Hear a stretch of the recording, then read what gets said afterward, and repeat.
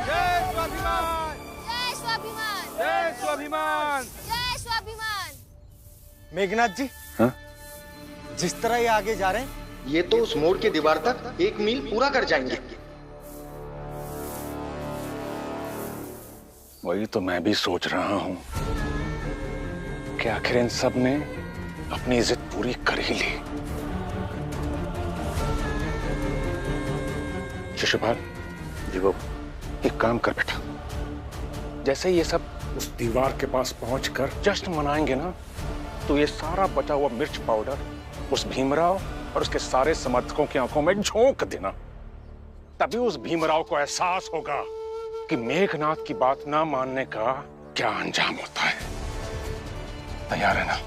ठीक है बाबा, आज भीम और उसके समर्थकों को उनकी औकात दिखाई देता हूं।